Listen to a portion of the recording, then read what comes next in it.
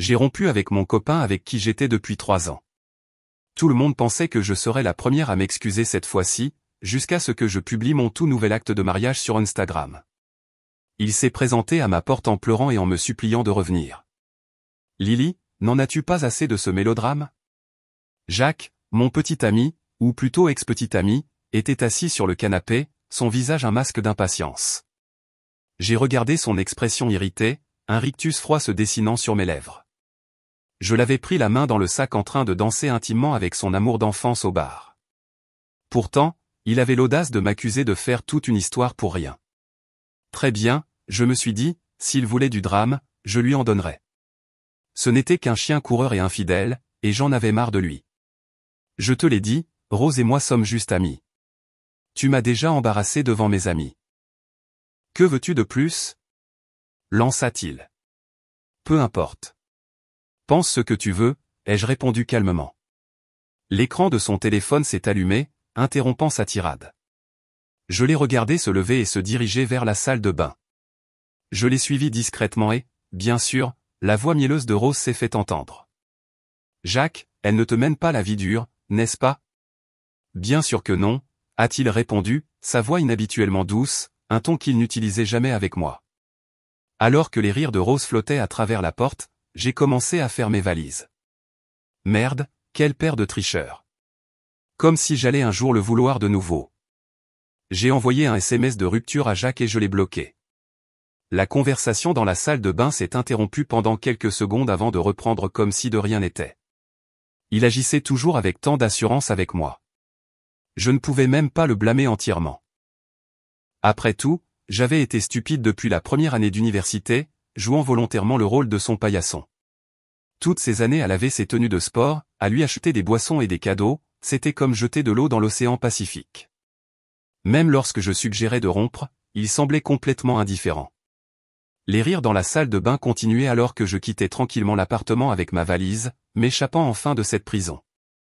Dès que je suis monté dans ma voiture, mon téléphone a explosé de notifications du chat de groupe. Les amis de Jacques me taguaient sans relâche. Lily rejoue le jeu de la fugue. C'est la combien de fois maintenant? Si tu veux mon avis, tu devrais te faire pousser une colonne vertébrale. Si tu pars, ne reviens pas en rampant vers Jacques. Comme si elle pouvait un jour se passer de lui. Leurs rires moqueurs m'ont frappé comme une gifle. J'ai regardé froidement l'écran et j'ai tapé une réponse. Comme vous et Jacques le souhaitez, c'est fini pour de bon. Adieu. Puis j'ai quitté le groupe. Les amis de Jacques avaient créé ce chat juste pour se moquer de moi, bien qu'ils en aient un autre pour les vraies conversations. Même si je connaissais leurs intentions, j'avais pathétiquement rejoint le groupe juste pour apercevoir les messages de Jacques. Plus tard, ils ont ajouté Rose au groupe, et ces messages sont devenus encore plus fréquents. Je me suis retrouvé consumé par la jalousie, cherchant désespérément le moindre signe qu'il tenait encore à moi. Malheureusement, il n'y en avait aucun. Au lieu de cela, ces discussions avec Rose devenaient de plus en plus aguicheuses, sans aucun égard pour mes sentiments. Comme dirait ma meilleure amie, j'étais devenu obsédé, empoisonné par mes sentiments pour Jacques. En y repensant maintenant, je réalise à quel point j'ai été ridicule. Jacques ne m'aimait pas. Il n'était jamais doux ou attentionné. Il ne montrait jamais d'inquiétude, ne s'occupait jamais de moi. Il n'appelait que lorsqu'il avait besoin de quelque chose, et quand ce n'était pas le cas, il ne prenait même pas la peine de prononcer mon nom. Qu'est-ce que j'ai bien pu trouver à un homme aussi horrible? J'avais un petit appartement délabré en banlieue que mes parents m'avaient laissé. Je n'y avais pas vécu depuis des années, mais c'était maintenant mon seul refuge. J'ai passé 3 heures à nettoyer chaque recoin jusqu'à être presque épuisé. Après une douche, j'ai remarqué un appel manqué sur mon téléphone. Mon cœur a raté un battement. Serait-ce Jacques? Mais quand j'ai déverrouillé l'écran, j'ai vu que c'était de ma meilleure amie, Samantha. Je n'ai pas pu m'empêcher de rire amèrement de moi-même. Les vieilles habitudes ont la vie dure, je suppose. J'espérais encore bêtement son appel alors qu'il s'amusait probablement comme un fou avec Rose. J'étais sur le point de rappeler Samantha quand son appel est revenu. Lily, tu t'es encore disputée avec Jacques? À quoi bon? Tu finiras par revenir en rampant de toute façon. Ces mots m'ont profondément blessé. Debout près de la fenêtre, j'ai frissonné dans la brise froide. C'est vraiment fini cette fois. Nous ne nous remettrons pas ensemble. Samantha a hésité. Vraiment? Et s'il se met à genoux et te supplie de le reprendre? J'ai laissé échapper un rire froid. Je ne suis pas masochiste. Ça fait 5 ans. Je me suis enfin réveillé. Je ne te crois pas, dit-elle, puis elle a rapidement changé de sujet. Sauf si tu viens à notre réunion d'anciens élèves du lycée demain. J'ai froncé les sourcils. Qu'est-ce que ça a à voir avec quoi que ce soit? Samantha a ricané. Je savais que tu n'étais pas sérieuse au sujet de la rupture. J'ai soupiré. D'accord. Je serai là demain, sur mon 31. Contente maintenant? Elle a ri, satisfaite. Oh, et il y a une surprise qui t'attend. Quel genre de surprise? Tu verras. Ton béguin du lycée, Monsieur Go, sera là aussi. Ces 3 mots m'ont réveillé d'un coup. Monsieur Go. Ethan Gray avait été le garçon de rêve inatteignable de nos années de lycée.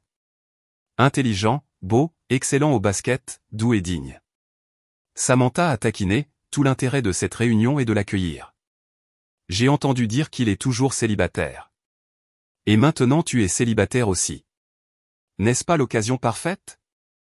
Je suis allé à la salle de bain et j'ai regardé mon reflet fatigué dans le miroir, riant amèrement. Tout ça, c'est du passé.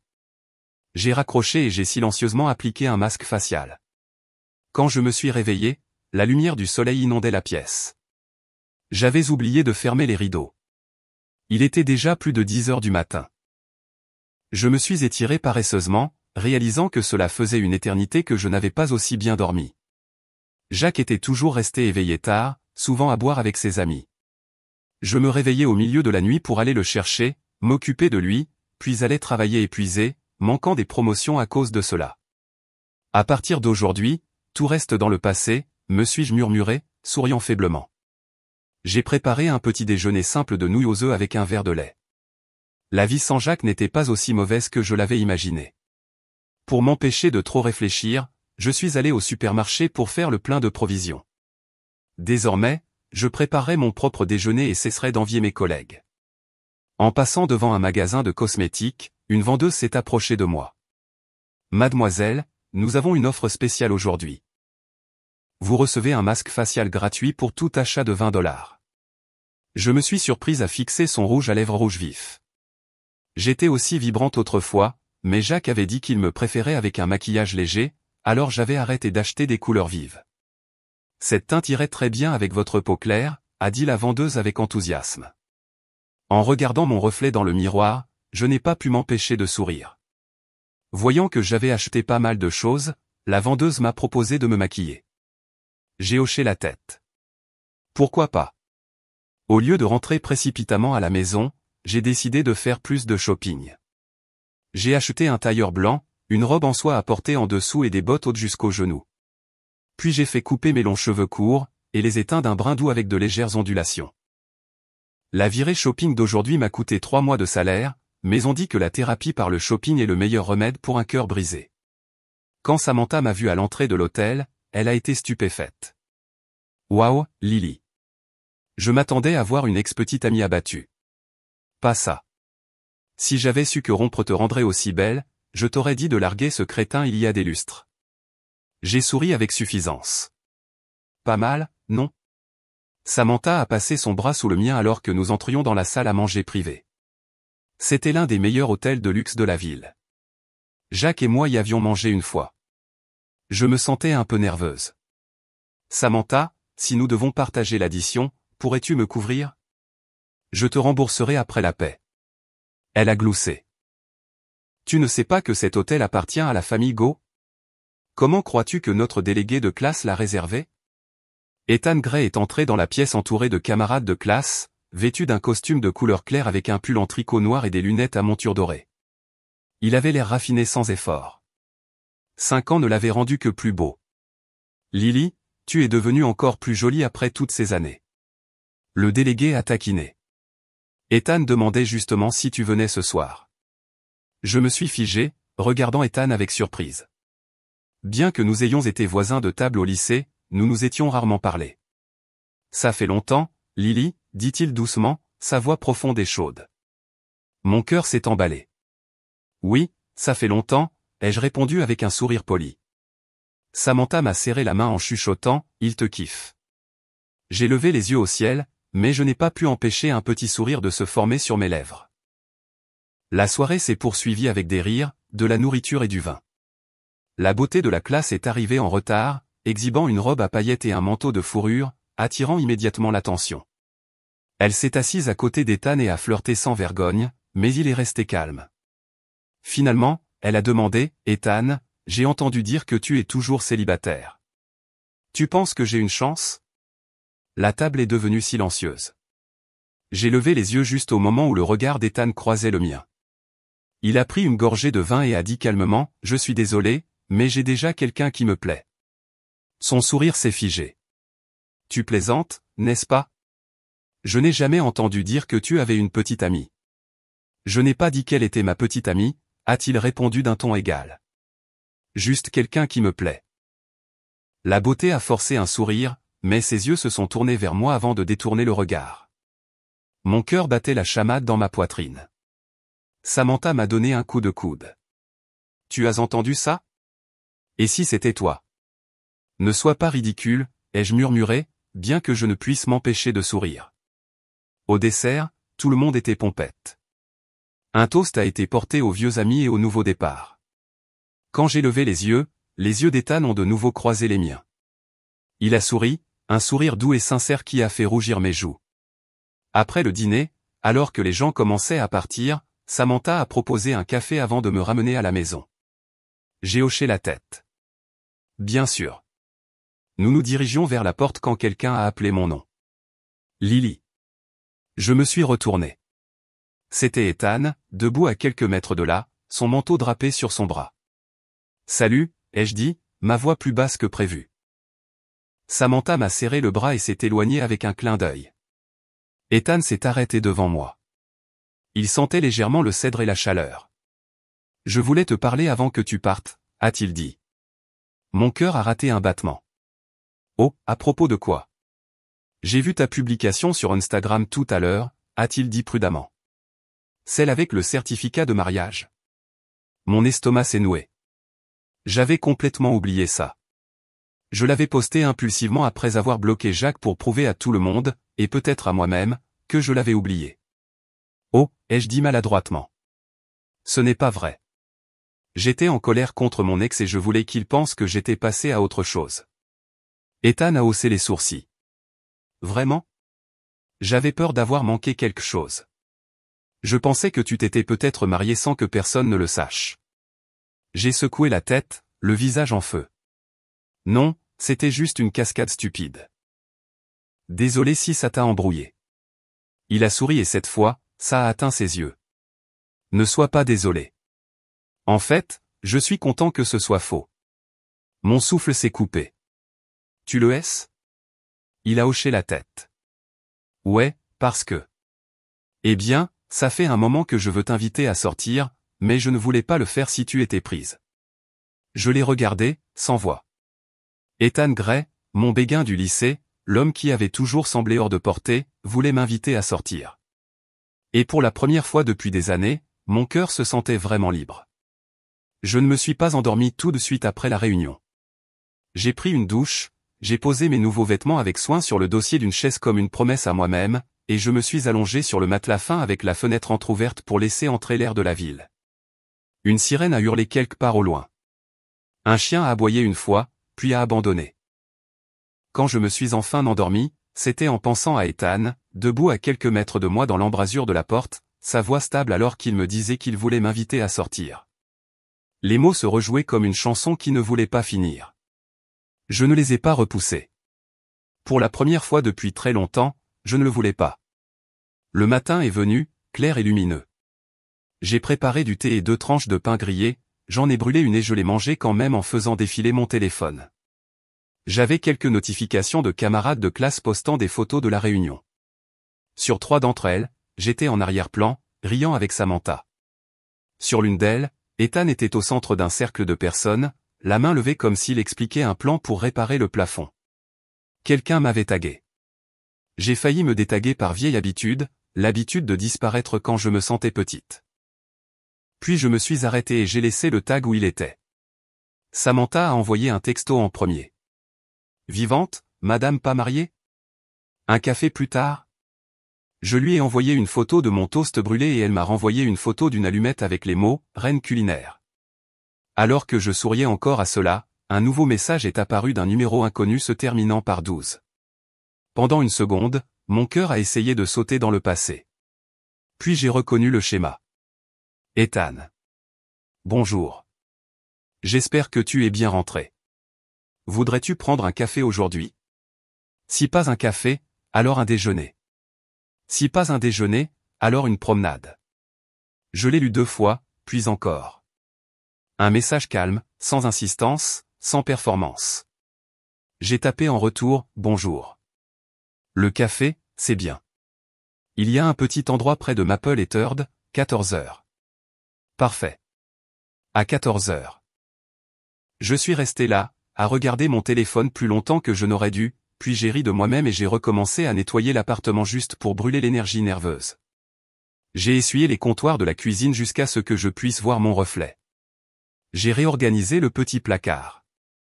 J'ai jeté une tasse ébréchée qui était avec moi depuis l'université, puis je l'ai repêchée de la poubelle, je l'ai lavée et je l'ai remise sur l'étagère. Toutes les fins n'avaient pas besoin d'être un geste dramatique. Certaines choses pouvaient rester simplement parce qu'elles étaient restées à travers tout le reste. À midi, j'ai enfilé un jean, la robe en soie sous le blazer blanc d'hier et les bottes hautes. Je me suis maquillé comme je le voulais, comme la fille au rouge à lèvres l'avait fait, une base nette et un rouge précis sur ma bouche qui ressemblait à une décision. J'ai laissé mes nouvelles ondulations châtain clair tomber autour de mon visage et j'ai dit à mon reflet, tu n'es pas un paillasson. Sur Maple et Third, le café sentait le miel et les grains torréfiés. Il y avait des plants de romarin en pot sur les rebords des fenêtres et des dessins à la craie d'étoiles le long des plinthes. J'ai choisi une table près de la fenêtre et je me suis assise face à la rue pour pouvoir le voir quand il arriverait au coin. À 13h58, mon pouls a commencé à s'emballer. À 13h59, j'ai pressé mes paumes l'une contre l'autre sous la table. À 14h précise, il est entré. Il m'a repéré tout de suite et a levé la main. Son manteau était ouvert sur un pull gris, et il ressemblait moins au garçon inatteignable du lycée qu'à une personne qui savait où elle allait et voulait inviter quelqu'un d'autre à l'accompagner. Il s'est assis et pendant un moment, nous nous sommes juste regardés avec la surprise silencieuse de 2 personnes qui avaient imaginé cette scène auparavant et essayaient maintenant de la faire correspondre à la réalité. Je ne savais pas ce que tu aimes boire, a-t-il dit. Alors je n'ai pas commandé pour toi. J'ai souri. C'est déjà un bon signe. Nous sommes allés au comptoir ensemble et avons commandé 2 cappuccinos et une assiette de biscuits aux amandes à partager. De retour à la table, il a posé son téléphone face contre table et ne l'a plus touché pendant un long moment. Nous avons d'abord parlé de choses sur le travail, le temps, la nouvelle bibliothèque du centre-ville. Puis il a demandé comment j'allais, vraiment, et le mot « vraiment » est resté sur la table entre nous comme une petite lampe chaude. J'ai hésité. Je ne voulais pas transformer notre premier café en un résumé des 5 dernières années de ma vie avec Jacques. Les nuits passées à attendre devant les bars, les matins passés à trouver des excuses au bureau. Les après-midi passés à lire des messages qui ne m'étaient pas destinés. Pourtant, j'ai décidé que la vérité ne gâcherait rien qui était destiné à durer. J'étais avec quelqu'un qui ne me voyait pas, ai-je dit. Je ne me voyais pas non plus. J'avais oublié qui j'étais doué pour être. Il n'a pas bronché. Il n'a pas demandé les pires histoires ni les détails les plus dramatiques. Il a hoché la tête une fois et a dit, « Je suis désolé que tu aies traversé ça. Je suis content que tu sois parti. » Il n'y a pas eu de feu d'artifice à ce moment-là, pas d'orchestre, juste du soulagement. C'était suffisant. Nous avons poursuivi la conversation comme un bateau prudent. Il m'a parlé de son départ pour l'université juste après le lycée, du stage qui s'est transformé en emploi, des longues heures, de la façon dont la ville où il avait déménagé ne s'était jamais sentie comme chez lui. Il était revenu pour superviser les rénovations de l'hôtel familial, mais il voulait faire plus qu'ajouter des fauteuils en velours et de nouveaux luminaires. Il voulait transformer l'un des étages en une salle publique pour des événements communautaires, des cours et des spectacles. L'hôtel avait été une forteresse pendant trop longtemps. Il voulait ouvrir les portes. C'est ambitieux, ai-je dit. Et gentil. C'est une façon de redonner. Mon grand-père a bâti une entreprise. Il a aussi pris l'habitude de fermer les portes. J'aimerais les ouvrir. Nous avons partagé le dernier biscuit aux amandes. Du sucre glace a poudré son pouce et il a ri en le remarquant. C'était un petit son, mais il m'a fait penser au cours de gym d'été et à la façon dont il riait quand le ballon frappait le cercle et tournait pendant une seconde entière avant de tomber dedans. Ce rire avait toujours signifié qu'il était normal de réessayer. « Tu joues toujours ?» ai-je demandé. « Au basket parfois », a-t-il dit. « Tu veux passer au vieux terrain plus tard ?» Celui derrière le collège. J'y tire encore des paniers quand j'ai besoin de réfléchir. Je ne joue pas. Tu peux regarder ou prendre les rebonds et me chahuter. J'ai reniflé. Je suis très doué pour chahuter. Je vais le regretter, a-t-il dit en souriant. Mais je vais prendre le risque. Nous avons fini notre café et avons marché les 5 pâtés de maison jusqu'au terrain. La clôture en grillage a cliqueté quand le vent est passé à travers. La surface du terrain était un peu fissurée et quelques mauvaises herbes avaient trouvé leur chemin le long des bords, mais les lignes peintes étaient encore visibles. Il s'est dirigé vers la ligne des lancers francs et a fait rebondir le ballon 2 fois. Le premier tir a dessiné une arche nette et est tombé dedans. Le ballon a fait chuchoter le filet. Il a tiré à nouveau et a manqué. J'ai poussé un gémissement dramatique et il a ri et s'est incliné comme pour saluer un juge. Nous sommes tombés dans un rythme facile. Il tirait. Je récupérais le ballon quand il roulait dans le coin. Je le taquinais quand il manquait. Il m'a interrogé sur mon travail et comment j'avais atterri dans mon appartement actuel. Je lui ai parlé des chiffres que j'aime poursuivre et des projets pour lesquels on m'avait écarté, et comment cela avait changé la semaine après la rupture quand je suis rentré dormir une nuit complète au lieu d'attendre près du téléphone. Je n'étais pas sûr que ce soit une coïncidence ou une conséquence. Peut-être les deux. Quoi qu'il en soit, j'avais été plus vive à 9 heures du matin cette semaine-là que je ne l'avais été depuis des années. Tu as l'air de quelqu'un qui a maintenu les lumières allumées pour tout le monde, a-t-il dit, posant le ballon sur sa hanche. Peut-être qu'il est temps de les garder allumées pour toi-même, aussi. J'ai haussé les épaules. J'essaie. C'est nouveau. Nous sommes restés jusqu'à ce que la lumière baisse au niveau du cercle et transforme le panneau en miroir. En sortant, Ethan a ramassé les déchets qui s'étaient accumulés au pied de la clôture et les a jetés dans une poubelle sans en faire tout un plat. Nous nous sommes retrouvés près de l'arrêt de bus. J'ai réalisé que je ne voulais pas que l'après-midi se termine, mais je ne voulais pas non plus m'accrocher. J'ai dégluti une fois et j'étais sur le point de dire quelque chose de normal comme « merci pour le café » quand mon téléphone a vibré. L'écran affichait un aperçu de message du chat de groupe que j'avais quitté. C'était une capture d'écran de mon Instagram avec le faux certificat de mariage, envoyé par quelqu'un que je ne reconnaissais pas, avec une légende. Elle l'a vraiment fait. Ou c'est ce qu'elle croit. Il y avait des réponses que je ne pouvais pas voir. Mon pouce a plané sur la notification, puis s'est éloigné. J'ai verrouillé le téléphone et l'ai glissé dans ma poche. « Tout va bien ?» a-t-il demandé. Le passé frappe à la fenêtre, ai-je dit. Je vais le laisser frapper sans ouvrir. Il a étudié mon visage, puis a hoché la tête. Tu veux marcher encore un peu? Oui. Nous avons marché 3 pâtés de maison sans parler. Parfois, laisser quelque chose non dit était la manière la plus forte de le dire. Au coin de la rue, il s'est arrêté et m'a regardé.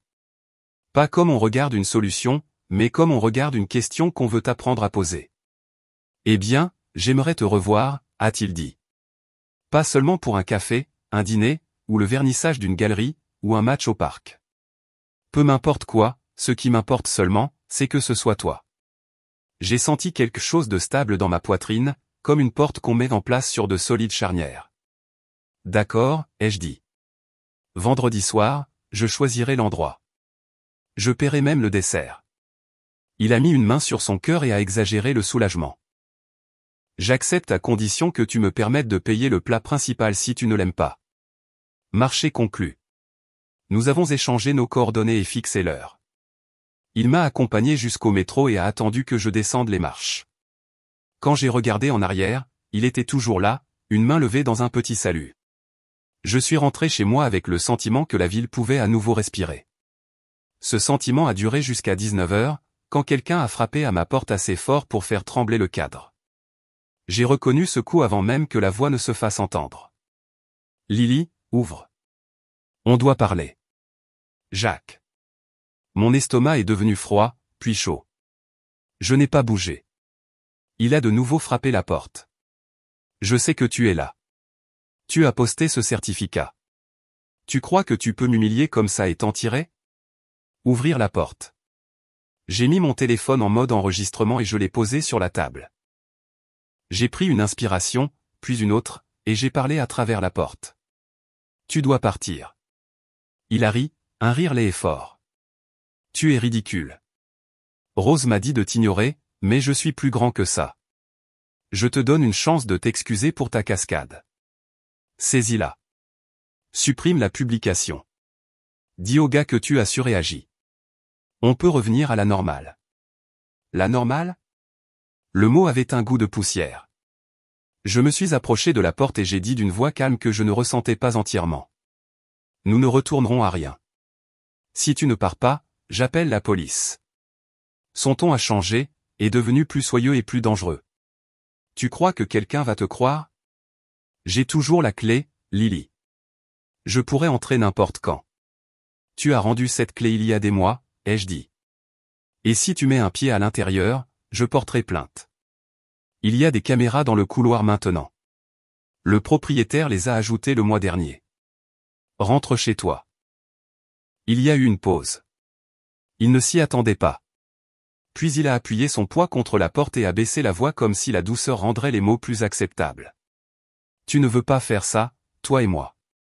On a une histoire. L'histoire n'est pas la même chose qu'un avenir. J'ai dit, adieu, Jacques. Il a donné un dernier coup de pied dans la porte. Le son a fait vibrer la vitre dans le petit cadre au-dessus de la poignée. Puis il a juré et a descendu le couloir à grands pas. J'ai attendu de ne plus entendre ses pas, puis j'ai attendu une minute de plus pour que mes mains cessent de trembler. J'ai sauvegardé l'enregistrement et me le suis envoyé par email, ainsi qu'à un dossier intitulé « Au cas où ». L'ancienne moi serait restée collée à la fenêtre, à regarder la rue où il pourrait réapparaître. La nouvelle moi a fait des pâtes, a ajouté des tomates cerises, de l'huile d'olive et une pincée de sel, et s'est assise à table avec le téléphone hors de portée. Il n'est pas revenu cette nuit-là. Il a cependant lancé une campagne de messages. Il a envoyé un texto toutes les heures pendant 6 heures, passant par les étapes comme un bulletin météo prévisible. Colère, déni, marchandage. Il a exigé que j'explique le certificat de mariage. Il m'a mis au défi d'admettre que je l'avais inventé pour le rendre jaloux. Il m'a dit qu'il s'inquiétait que je sois devenue folle. Puis il a envoyé une photo de Rose sur mon ancien paillasson, un endroit où il savait que je la verrais parce qu'il les avait laissés à la mauvaise porte. Je n'ai pas répondu. J'ai bloqué son numéro et gardé l'enregistrement en lieu sûr. À 22h30, Samantha a appelé sans envoyer de texto d'abord. Je n'ai pas décroché parce que je pensais que tu étais peut-être sorti avec Monsieur Grand et responsable, a-t-elle dit quand j'ai répondu. Puis j'ai vu ton statut passer hors ligne et j'ai pensé soit tu es tombée amoureuse, soit tu es morte. C'est lequel? Ni l'un ni l'autre, ai-je dit. Jacques est passé. Ai-je besoin d'apporter une batte? J'ai ri. Non, mais je l'ai enregistré et je l'ai bloqué à nouveau. Bien. Je veux te dire quelque chose, a-t-elle dit. Les gars de ce chat de groupe essaient de nouveau de salir ton nom. Ils ont ajouté Rose il y a un moment. Tu sais que maintenant elle joue la victime et insinue que tu l'as frappée le mois dernier dans un bar. J'ai déjà posté que j'étais avec toi ce soir-là et qu'elle ment, mais je voulais que tu sois au courant. Ma mâchoire s'est crispée. Merci. N'interagis pas avec eux plus que ça. J'en ai fini d'être leur divertissement. J'ai raccroché et j'ai regardé par la fenêtre la mince bande de rue. 2 enfants passaient en skateboard. L'un d'eux est tombé, s'est relevé aussitôt et a poussé un cri de joie comme si tomber faisait partie du plan. J'ai décidé que j'apprendrais quelque chose de ça. J'accepterai les parties peu gracieuses du nouveau départ. Je me relèverai et je pousserai un cri de joie, même si ce n'était que dans ma tête. Le vendredi est arrivé plus vite que je ne l'aurais cru. J'ai choisi un endroit qui ressemblait à une petite déclaration. Un bistrot tranquille dans une rue latérale où le propriétaire écrivait encore le menu au crayon sur un long rouleau de papier et où les tables étaient en vieux chêne. Ce n'était pas Tapa accent Graveleuil. Ce n'était pas bon marché. C'était un endroit que l'on choisissait quand on voulait entendre la personne en face de soi. Je suis arrivé quelques minutes en avance et j'ai résisté à l'envie de chercher sur Google des sujets de conversation comme si c'était un entretien. Quand Ethan est entré, le propriétaire l'a reconnu de l'hôtel et lui a fait un signe de la main. Tu connais tout le monde, ai-je dit quand il a atteint la table. J'en connais assez pour demander la soupe avant qu'il n'y en ait plus, a-t-il dit. Il m'a regardé comme on regarde un paysage qu'on a voulu visiter pendant des années et qu'on a enfin atteint. Il n'a pas fait de discours sur mon apparence. Il l'a simplement observé et a souri. Nous avons commandé la soupe à l'oignon, un poulet rôti à partager et une tarte au citron. Nous avons parlé du marché du dimanche au bord de la rivière et de l'opportunité d'essayer la location de canoë au printemps. Nous avons parlé de livres. Il aimait les longs romans sur les villes. J'aimais les livres courts et percutants sur les gens qui pensaient raconter un certain type d'histoire et découvraient qu'ils étaient dans une autre. Au milieu de la soupe, il s'est arrêté, puis a dit avec une sorte de soin qui m'a fait poser ma cuillère. Puis-je te demander quelque chose? Si c'est trop, dis-le-moi et je le retirerai. Demande. Le certificat de mariage. Faisait-il partie de l'idée de garder le passé à l'écart ou d'inviter un avenir différent? Les deux, ai-je dit, mais c'était surtout de la colère déguisée en plan. Je l'ai retiré. Je ne te juge pas, a-t-il dit. Je voulais comprendre. Parfois, on fait la chose bruyante parce que la chose silencieuse semble impossible. Je l'ai regardé un instant et j'ai pensé à la façon dont il se déplaçait sur le terrain plus tôt dans la semaine. Ce n'était pas un frimeur. Il n'était pas négligent. C'était le genre de joueur qui faisait de la place pour la passe. Après le dîner, nous avons marché vers la rivière pour voir les lumières se refléter dans l'eau lente. Le froid nous mordait les oreilles et le nez. Il m'a offert une écharpe et je l'ai prise. Sur le pont, il s'est arrêté, non pas pour le drame, mais pour respirer. Tu me plais, Lily. Il a dit, ça fait longtemps. Pas une idée d'adolescent de toi. Toi, maintenant. J'irai au rythme que tu choisiras. Si tu veux de la lenteur, nous pouvons aller lentement. Si tu veux de l'espace, je t'en donnerai. Si tu veux essayer et puis décider que ce n'est pas bien, tu peux le dire et je l'accepterai. Mais si tu veux essayer, j'aimerais être la personne qui t'aide à pratiquer un autre genre de normalité. J'aurais pu faire une blague, car les blagues sont des boucliers faciles. Je ne l'ai pas fait.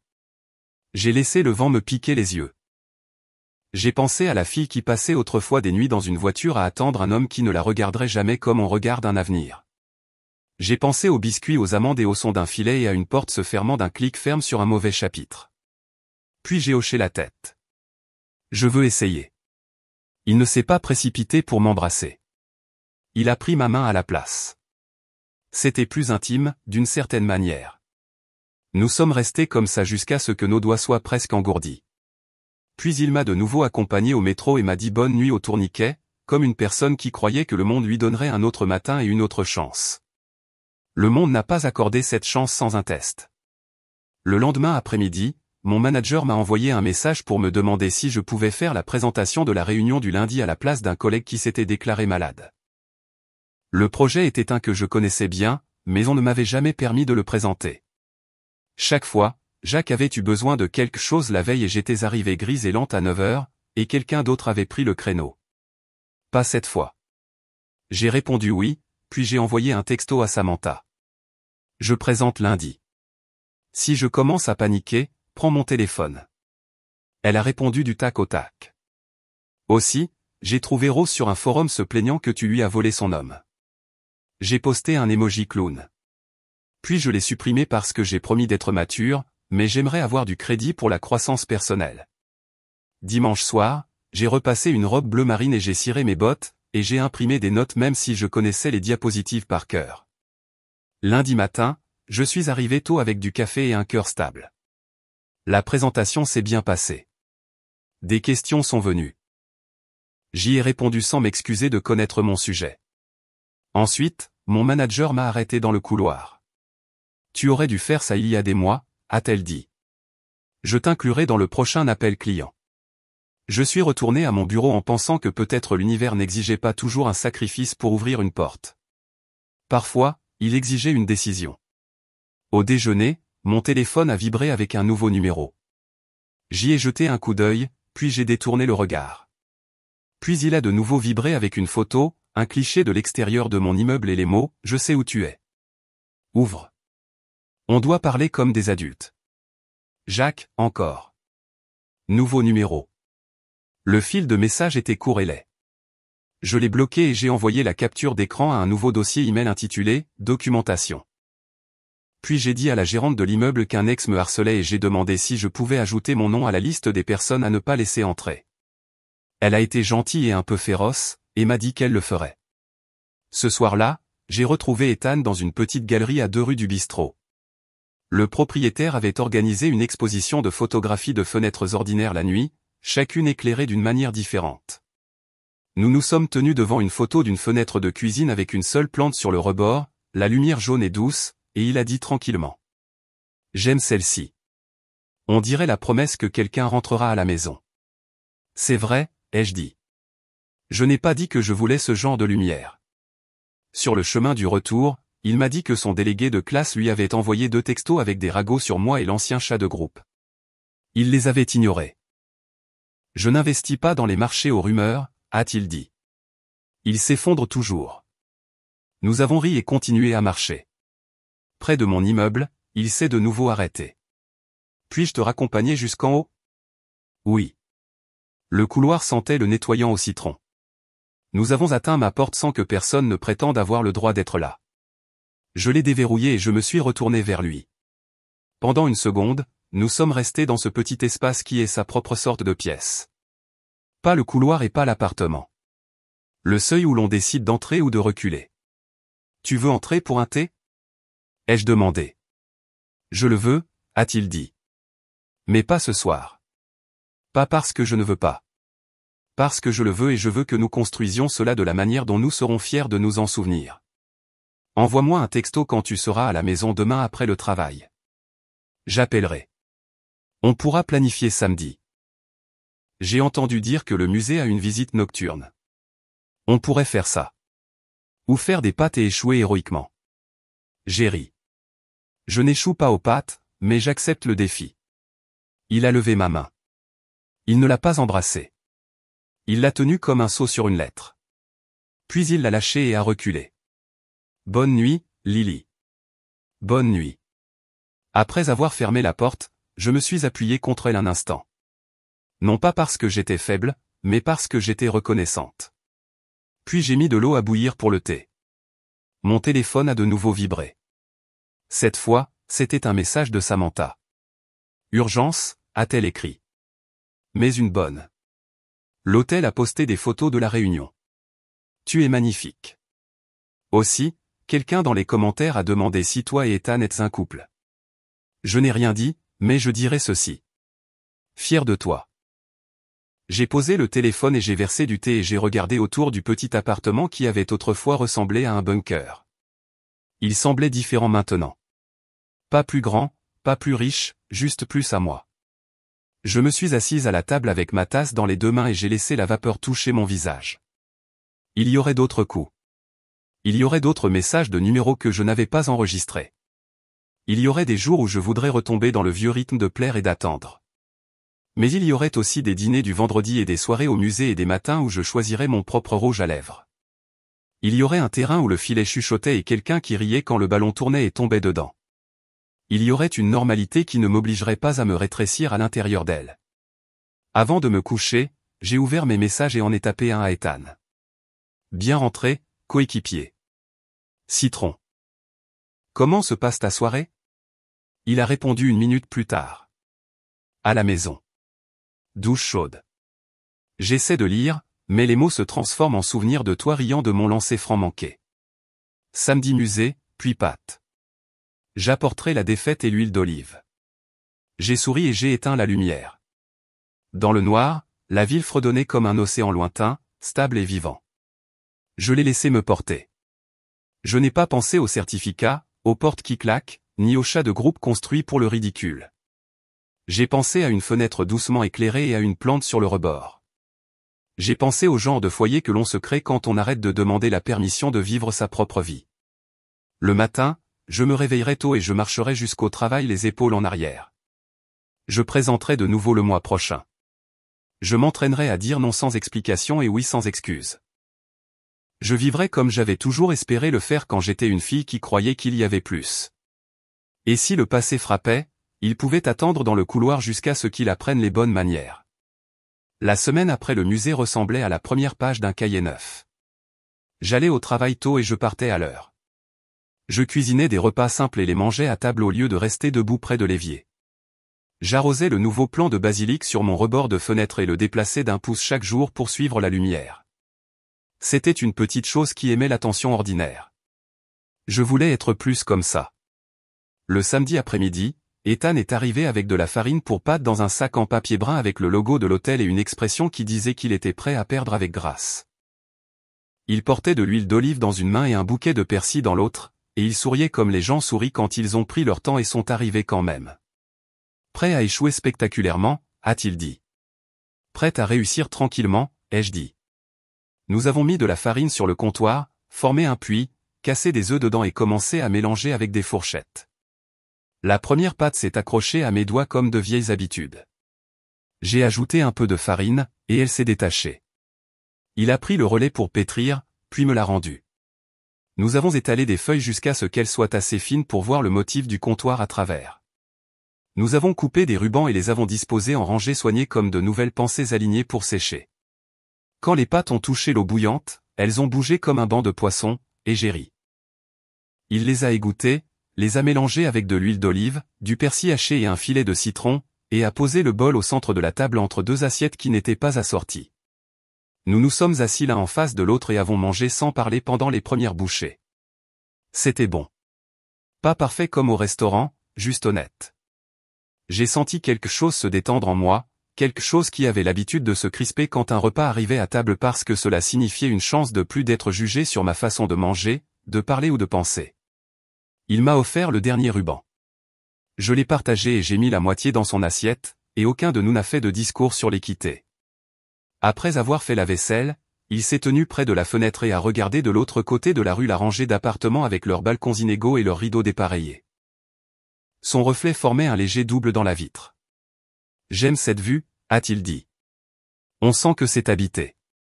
Je pensais autrefois qu'elle était trop étroite, ai-je dit. Maintenant, elle me semble juste. Je peux en voir assez pour savoir que le monde est là. Je peux aussi fermer les rideaux et boire du thé. Il s'est retourné vers moi et a pris ma main. Ses doigts étaient chauds de l'eau de vaisselle, et j'ai réalisé que j'avais passé des années à confondre l'adrénaline avec la chaleur. C'était différent. Nous sommes restés comme ça jusqu'à ce que la bouilloire s'éteigne d'un clic. J'ai préparé du thé au citron et nous nous sommes assis et avons planifié un petit avenir au contour doux. Un samedi matin au marché. Un jeudi soir où j'essaierai de lui apprendre à faire une omelette parfaite. Un mardi où il me montrerait le nouvel étage communautaire en cours d'aménagement à l'hôtel. Le lendemain, alors qu'il était à l'hôtel à s'occuper des entrepreneurs et des permis, j'ai fouillé dans de vieilles boîtes que je n'avais jamais complètement déballées. J'ai trouvé un sweatshirt de première année dans une boîte de talons de billets et une pile de journaux avec 3 pages remplies dans chacun puis abandonnées.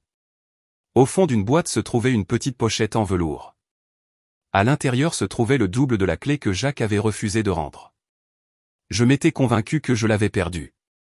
J'ai pris une photo de la clé dans ma paume et l'ai jointe au fil de courriel que j'appelais « documentation ». Puis j'ai mis la clé dans une nouvelle enveloppe, je l'ai étiquetée et je l'ai déposée au guichet du poste de police avec une brève note. Je n'ai pas attendu de réponse.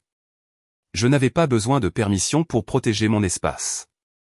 Lundi a apporté une surprise. Mon manager m'a demandé de me joindre à un déjeuner client le mercredi. Le client était le genre de compte que tous les tâches convoitaient, le genre qui pouvait mettre une carrière sur des charbons ardents. J'ai dit oui avant que la vieille habitude de l'hésitation ne puisse grimper du fond de ma gorge. Quand je l'ai dit à Samantha, elle m'a envoyé une chaîne d'émojis confetti puis a écrit « Fier de toi ». Puis elle a supprimé les émojis et a réécrit « Oublié ». Pas de caractères spéciaux. Fier de toi quand même. Jacques, pendant ce temps, continuait d'essayer de me tirer en arrière par la manche. Quand un numéro échouait, un autre apparaissait. Cette fois, en prétendant être des excuses. Puis une accusation. Puis une confession qu'il avait fait des erreurs, mais qu'il était prêt à être sérieux maintenant que je l'avais effrayé avec le certificat. L'ancienne moi aurait cherché la sincérité dans ce message comme on cherche dans un champ avec une lampe de poche. La nouvelle moi l'a marqué comme non lu et l'a transféré dans le dossier. Quand un message est venu d'une adresse que j'ai reconnue comme celle d'un de ses amis, se vantant que je courais après les hommes riches parce que je n'avais jamais eu mon propre argent. Je l'ai regardé un long moment, non pas parce que ça faisait mal, mais parce que ça ne le faisait pas. Puis j'ai répondu par une seule ligne. Veuillez ne plus me contacter. Les messages ultérieurs seront transmis aux canaux appropriés. J'ai mis mon manager et les RH en copie. Le lendemain, son nom a disparu du registre des visiteurs de notre immeuble, et la gérante de l'immeuble a envoyé une note disant qu'elle l'avait signalé dans le système. Mercredi, je suis arrivé au déjeuner client avec des notes et une voix stable. Le client a posé des questions sur les jalons et les risques. J'ai répondu sur le même ton que j'avais utilisé quand j'ai dit à Jacques de quitter ma porte. Calme, pas un débat, une limite. Au dessert, le client avait accepté un projet pilote et mon manager m'a serré l'épaule sous la table. Après, elle a dit, que dirais-tu de diriger le pilote? C'est ton plan. Tu devrais en être la propriétaire. Je suis resté dans le couloir, tenant un gobelet en papier de café qui était soudainement devenu froid. J'aimerais beaucoup, ai-je dit. Ce soir-là, Ethan est passé avec un sac en papier qui sentait la boulangerie de la 7e rue. Il avait apporté des biscuits aux amandes. Nous nous sommes assis près de la fenêtre, les avons mangés et avons regardé la rue s'assombrir. Il a écouté pendant que je lui racontais le déjeuner. Et quand j'ai eu fini, il ne m'a pas dit ce qu'il aurait fait ou ce que je devrais faire ensuite. Il a dit, bien joué. Comme si c'était un simple fait. Puis il a ajouté, je suis fier de toi. Les mots ont atterri et sont restés, non pas parce que j'en avais besoin pour prouver quelque chose, mais parce que je voulais m'en souvenir plus tard pour moi-même. 2 jours plus tard, le test est arrivé. L'hôtel a annoncé une avant-première du week-end de l'étage communautaire avec une petite journée portes ouvertes. Ethan a invité des camarades de classe, des voisins, des fournisseurs et du personnel. Samantha m'a entraîné dans un magasin de vêtements et m'a fait essayer 3 robes, puis m'a tendu de nouveau la première. Celle-ci, a-t-elle dit, tu peux bouger dedans et on dirait que tu n'essaies pas d'être quelqu'un d'autre. Je l'ai portée avec les bottes hautes et j'ai attaché mes cheveux en arrière sur la nuque. Quand je suis arrivé dans le hall de l'hôtel, une petite foule se rassemblait déjà. En haut de l'escalier, une bannière indiquait « Avant-première de la salle communautaire ». Sur le palier se tenait le délégué de classe, vérifiant une liste, et la beauté de la classe dans un chemisier qui scintillait comme une poignée de pièces. Elle m'a vu et a levé le menton d'une fraction. « Tu es ravissante », a-t-elle dit sur un ton presque neutre. « Merci », ai-je dit. « Toi aussi. » Ethan est descendu pour nous rencontrer. Il ressemblait à une personne qui avait déjà pris une profonde inspiration. Il a serré des mains, remercié les gens d'être venus et a fait un geste vers la salle. Il ne tournait pas autour de la beauté de la classe. Il ne s'est pas laissé entraîner au bar par la voix la plus forte. Il a pris soin de présenter le personnel qui avait fait le travail qui passe souvent inaperçu. Quand il est arrivé à moi, il n'a rien annoncé. Il a juste soutenu mon regard une seconde et a souri comme si nous partagions un secret silencieux appelé patience. À l'intérieur, la salle brillait. Les lattes de plancher étaient neuves, mais les poutres étaient vieilles et sombres. Un bon mariage. Il y avait des chevalets le long des murs montrant les plans des cours communautaires et des spectacles. Un quatuor à cordes jouait près des fenêtres où les lumières de la ville seraient visibles la nuit. Je me suis déplacé à travers des groupes de personnes, certaines familières, d'autres non. J'ai répondu à des questions sur l'aménagement et l'idée de rendre l'espace disponible pour les événements scolaires à prix réduit. Je me suis surprise à dire « nous » et j'ai réalisé que je n'avais pas répété cela. Cela semblait simplement juste. La beauté de la classe a trouvé Ethan près de la table à thé et a dit quelque chose qui l'a fait rire et lui a fait sourire poliment. Puis elle s'est approchée de moi et a essayé une approche différente. Alors, a-t-elle dit, les photos de la réunion ont fait du bruit. Certaines personnes ont été surprises de te voir avec Ethan. Les gens sont souvent surpris par des choses simples, ai-je dit. Ils s'y habitueront ou ils détourneront le regard. Elle a cligné des yeux comme si j'avais parlé dans une langue qu'elle avait entendue mais jamais apprise. Je suppose. Samantha est apparue de l'autre côté avec 2 tasses de thé. Elle m'en a tendu une et a chuchoté, ton ex est ici, sur le trottoir. La sécurité surveille. Je ne me suis pas retourné vers la porte. Je ne me suis pas caché derrière une colonne. J'ai posé le thé, j'ai dit à Samantha, merci, et j'ai trouvé Ethan. Il a écouté sans interruption, puis a hoché la tête une fois. Je m'en occupe, a-t-il dit. Nous avons marché ensemble vers l'entrée. À travers la vitre, je pouvais voir Jacques faire les 100 pas et parler trop fort aux gardes de sécurité. Il m'a repéré et sa bouche a pris la forme de la victoire comme s'il avait attendu une réplique dans une pièce de théâtre. « Te voilà » a-t-il dit dès que la porte s'est ouverte. « Je suis ici pour parler comme des adultes. Tu ne peux pas continuer à m'ignorer. J'ai fait un effort. Je suis venu jusqu'ici. Tu me dois une conversation. » Le garde de sécurité a changé de position et a regardé Ethan. Ethan lui a fait un petit signe de tête qui disait « Merci. Je m'en occupe. » Puis il s'est avancé et s'est arrêté à une distance polie. « Bonsoir » a-t-il dit. « C'est un événement privé. Si vous êtes sur la liste des invités, vous pouvez aller à la table d'inscription. Si vous n'y êtes pas, vous devrez partir. » Les yeux de Jacques se sont tournés vers la bannière et sont revenus. « Qui es-tu pour me dire quoi que ce soit ? » « Je suis la personne qui te demande de respecter une limite, » a dit Ethan. « Et je suis responsable de la sécurité de nos invités. »« C'est entre moi et Lily, » a dit Jacques, le nom se tordant dans sa bouche. « Dis à ton patron de s'écarter. »« Jacques, » ai-je dit, calme et égal. « Il n'y a rien entre nous.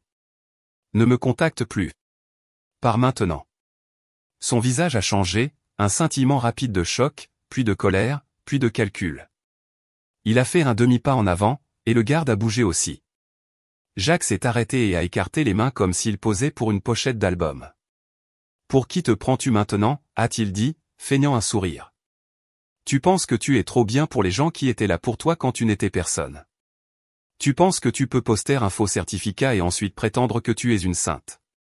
Tu as menti à tout le monde. Je t'ai menti exprès pour mettre fin à quelque chose qui me faisait du mal. J'ai dit, je dis la vérité maintenant. Pars. » Il a ri, mais il n'y avait pas de joie dedans. « J'ai des messages, Lily. J'ai des amis qui diront à tout le monde qui tu es vraiment. J'ai aussi des messages, » ai-je dit en hochant la tête vers la caméra au coin du plafond. « Et je n'ai aucun intérêt à vivre sous l'approbation de gens qui aiment regarder une femme s'agenouiller. C'est fini. Rentre chez toi. » Pendant un long moment, rien n'a bougé. Puis le délégué de classe est venu derrière nous et a tranquillement dit au garde que si l'homme à l'extérieur ne partait pas, l'hôtel déposerait une plainte pour intrusion. Jacques a regardé d'un visage à l'autre et a réalisé qu'il n'était pas le personnage principal de cette scène. Il a sifflé quelque chose entre ses dents et s'est éloigné, ses pas se transformant en un petit trot au bord du trottoir. Le garde l'a suivi à distance jusqu'à ce qu'il tourne au coin, puis est revenu et nous a fait un signe de tête. « Merci » ai-je dit. « C'est pour ça qu'on est là » a-t-il dit. À l'intérieur de la salle, le quatuor était passé à quelque chose de rapide et de lumineux. On aurait dit que la pièce expirait. Ethan ne m'a pas demandé si j'allais bien. Il savait que oui. Au lieu de cela, il m'a offert un verre d'eau, et nous avons marché jusqu'à la fenêtre du fond et avons regardé la ville bouger sans nous pendant 30 secondes. Puis, nous sommes retournés saluer les gens, répondre aux questions et parler de cours gratuits pour les adolescents qui voulaient apprendre l'éclairage de scène ou la conception de décors. À la fin de la nuit, la foule s'est éclaircie et le personnel a ramassé les verres. La beauté de la classe s'est de nouveau approchée, plus lentement maintenant, avec moins de paillettes dans la voix. « Je n'ai pas l'habitude de perdre » a-t-elle dit à voix basse, presque en privé. « Je pensais que si je m'habillais bien et que je me tenais près du centre, je pourrais avoir la vie que je voulais. Mais je n'ai jamais appris à me tenir à côté de quelqu'un sans essayer d'être vu à travers lui d'abord. J'apprends encore à me tenir à côté d'une personne sans essayer de disparaître, ai-je dit. Peut-être que nous pouvons toutes les deux faire mieux. » Elle m'a regardé un long moment et a fait un petit signe de tête. Peut-être. Après le départ du dernier invité, Ethan et moi avons traversé la salle silencieuse et sommes entrés dans le couloir arrière où la nouvelle peinture sentait encore légèrement le frais. Il s'est arrêté près de la porte de service et s'est appuyé contre le mur, non pas parce qu'il était fatigué, mais parce qu'il voulait partager le moment comme un banc. « Merci de m'avoir fait confiance à la porte » a-t-il dit. « Merci de t'être tenu là sans me voler la scène » ai-je dit. Il a souri.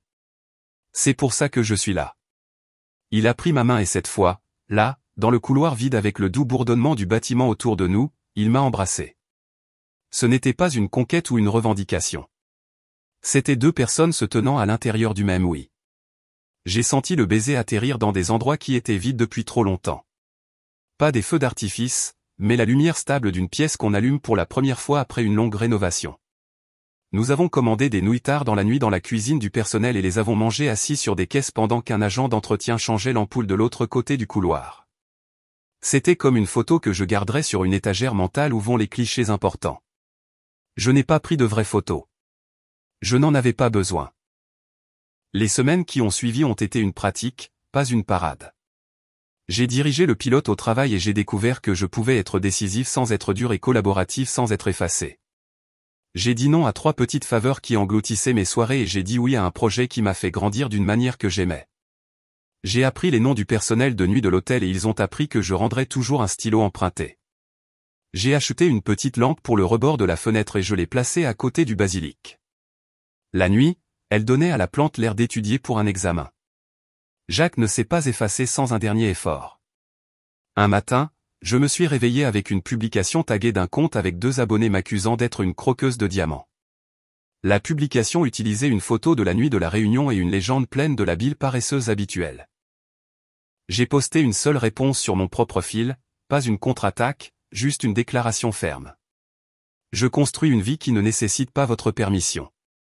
Veuillez retirer mon nom de votre bouche et mon visage de votre fil. Puis j'ai signalé la publication. À midi, elle avait disparu. Samantha m'a invité à dîner et m'a dit qu'elle avait rencontré quelqu'un qui la faisait rire. Vraiment rire, le genre qui secoue la peur. Nous avons trinqué avec du soda au gingembre et nous nous sommes promis un double rendez-vous quand nous serions tous prêts. Elle m'a montré le chat de groupe où l'ancienne bande était devenue silencieuse après l'incident de l'hôtel. Même les tyrans s'ennuient quand il n'y a pas d'écho. Le printemps est arrivé tard cette année-là. Quand la première soirée chaude est enfin arrivée, Ethan m'a envoyé un texto du vieux terrain. J'ai apporté un ballon et une enceinte, a-t-il écrit. Viens me voir en raté 10 d'affilée. J'y suis allé avec une veste légère et je l'ai trouvé à la ligne des lancers francs avec quelques enfants du quartier qui jouaient sur les bords. Il leur a passé le ballon et les a laissés tirer. Quand il manquait, il prenait le rebond sans soupirer. Quand il réussissait, il applaudissait une fois et reculait. Quand il tirait, il en a manqué quelques-uns puis en a rentré 3 qui sonnaient comme une affirmation silencieuse. Je suis resté sous l'arbre et j'ai senti le bourdonnement constant de quelque chose qui n'était pas du drame, pas du chaos, pas un test, juste la vie. Après le départ des enfants, il est venu sur le côté et a mis une bouteille d'eau dans ma main. Je pensais à ta plante de fenêtre, a-t-il dit. On pourrait commencer un petit jardin d'herbes aromatiques sur le balcon de l'étage communautaire pour les cours de cuisine. Basilic, menthe, peut-être un peu de romarin. J'aime ça, ai-je dit. Et un citronnier en pot si la lumière est bonne. Un citronnier, ce sera. Nous sommes retournés vers l'hôtel alors que le ciel devenait bleu foncé. Un message a sonné sur mon téléphone. Pendant une seconde, mon pouce est emballé, puis s'est calmé quand j'ai vu l'expéditeur. Mon manager. Le pilote s'était bien passé. Le client avait prolongé le contrat. Il voulait un déploiement complet avec moi comme chef de projet. Je l'ai dit à Ethan et il a souri et a levé ma main comme un arbitre déclarant une victoire, puis l'a reposée doucement comme si nous étions tous les deux faits de quelque chose qui valait la peine d'être gardé intact. Félicitations, a-t-il dit.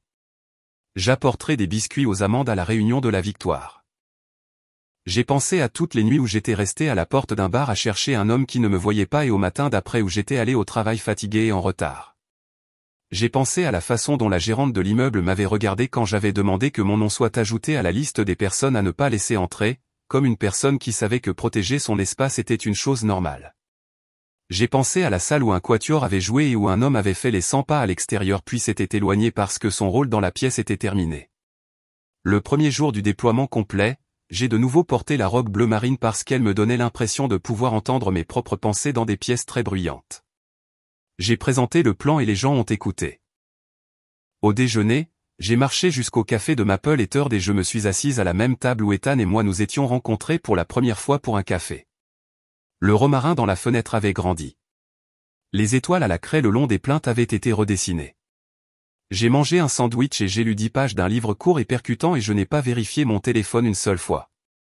Ce soir-là, je suis rentré chez moi et je me suis tenu devant la fenêtre. De l'autre côté de la rue, une lumière de cuisine était allumée et quelqu'un dansait avec un enfant sur la hanche.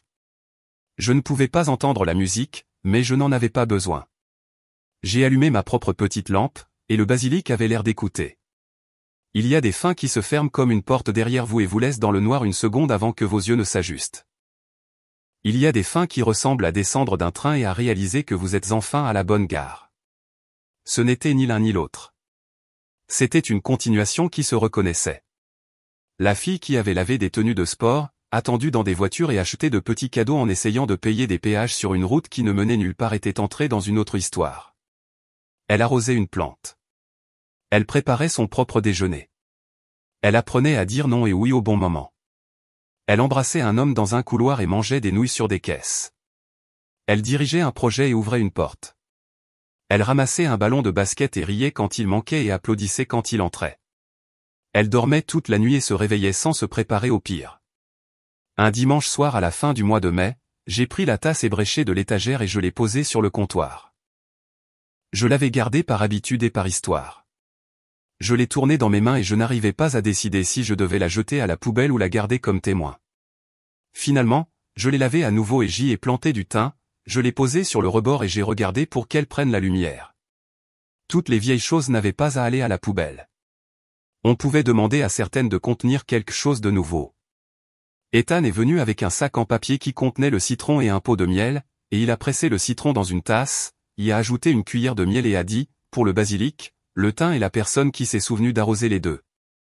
Nous avons porté les tasses à la fenêtre et avons regardé la rue. C'était assez calme pour entendre les petits bruits, une chaîne de vélo qui tourne, une radio 2 étages plus bas, le petit tintement d'une cuillère contre la porcelaine venant d'un endroit qui semblait amical. Il s'est tenu assez près pour que nos épaules se touchent. Penses-tu parfois à la version de toi-même qui est restée, a-t-il demandé. Parfois, ai-je dit. Je la remercie de m'avoir amené ici et puis je lui dis qu'elle peut se reposer. Il a hoché la tête. J'aime ça. Il a posé sa tasse et m'a regardé, non pas pour une promesse que je ne pouvais pas encore faire, mais pour celle que je pouvais. J'ai pris une inspiration et j'ai senti à quel point elle était stable. Je veux continuer à construire ça, ai-je dit. Lentement, sincèrement. Je ne veux pas le jouer pour quelqu'un d'autre. Je ne veux pas me perdre dans les applaudissements ou les disputes. Je veux les jours ordinaires. Je veux la lumière sur la plante. Je veux ton rire quand le ballon tourne et tombe dedans. Il a souri, doux et sûr. Alors c'est ce que nous construirons. Nous n'avons pas fait de grands serments. Nous avons lavé les tasses, les avons mises sur l'égouttoir, avons éteint la petite lampe et avons regardé le basilic devenir une ombre. Quand il est parti, je l'ai accompagné à la porte et je lui ai dit bonne nuit. Il a descendu le couloir, s'est arrêté aux escaliers, a regardé en arrière et a levé la main comme il l'avait fait la première semaine. J'ai levé la mienne. Puis j'ai fermé ma porte, je l'ai verrouillée et je suis resté dans le silence un instant, mes paumes contre le bois. Non pas parce que j'avais peur, mais parce que j'étais chez moi. Le lendemain matin, je me suis réveillé avant mon réveil, j'ai préparé du café et des œufs, et j'ai emballé un déjeuner avec les restes de pâtes et un petit récipient de persil haché. J'ai fait un signe à la voisine qui verrouillait son vélo, et elle m'a répondu. Dans le métro, j'ai lu 10 autres pages et j'ai souligné une phrase dans ma tête parce que je n'avais plus besoin d'encre pour les parties importantes. Au travail, j'ai mené une réunion, fixé une date limite et résolu un petit problème sans m'excuser pour ma solution. À midi, Samantha m'a envoyé une photo d'un nouveau rouge à lèvres qu'elle avait acheté, audacieux et rouge. Je lui ai envoyé une photo du mien. Sur le chemin du retour, je me suis arrêté chez le fleuriste et j'ai acheté une plante pour le balcon communautaire. L'étiquette disait « Citronnier Meyer ». Je l'ai porté comme un trésor. Quand je suis arrivé à l'hôtel, Ethan était sur le balcon avec 2 jardinières, de la terre et le petit arrosoir qui semblait appartenir à un livre de contes. Nous avons placé le citronnier dans le coin et avons tassé la terre, légère et ferme. Nous sommes restés là à le regarder comme de nouveaux parents regardent un berceau, riant d'eux-mêmes pour la tendresse de la chose, puis acceptant que la tendresse est une bonne sorte de folie. Aux nouvelles choses qui savent prendre racine, a-t-il dit. Et aux vieilles choses qui ont appris à lâcher prise, ai-je dit. Nous avons fait teinter l'arrosoir contre le pot de miel vide comme un rituel qui n'avait pas besoin de témoins. En dessous de nous, la ville bougeait sans drame. Au-dessus de nous, le ciel a pris la couleur de la pierre, puis lentement de la perle. J'ai pensé à la porte de mon appartement. La caméra dans le couloir, l'enregistrement sauvegardé dans un dossier que je n'aurais peut-être jamais besoin d'ouvrir. J'ai pensé à la personne sur le trottoir qui avait finalement réalisé qu'une scène n'existe que si un public se présente. J'ai pensé au calme d'une vie quand elle est enfin la vôtre, et à son bruit, aux bons endroits. Quand la première petite fleur s'est ouverte sur le citronnier 3 semaines plus tard, j'ai envoyé une photo à Samantha et elle a répondu « On dirait l'espoir ». J'ai répondu « On dirait le présent ». Puis j'ai posé mon téléphone, j'ai ouvert la fenêtre et j'ai laissé l'air chaud entrer. Je suis resté là avec une tasse de thé et j'ai dit à voix haute à la pièce et à la fille que j'avais été que le passé n'est pas la même chose qu'un avenir et que j'avais choisi le mien. Le filet a de nouveau chuchoté ce soir-là sur le terrain de l'autre côté de la ville. Le ballon a tourné et est tombé dedans. Quelqu'un a applaudi. Quelqu'un d'autre a ri.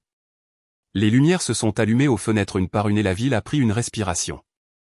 J'en ai pris une avec elle, stable et pleine. Puis j'ai marché vers la personne qui attendait près du portail et nous sommes partis.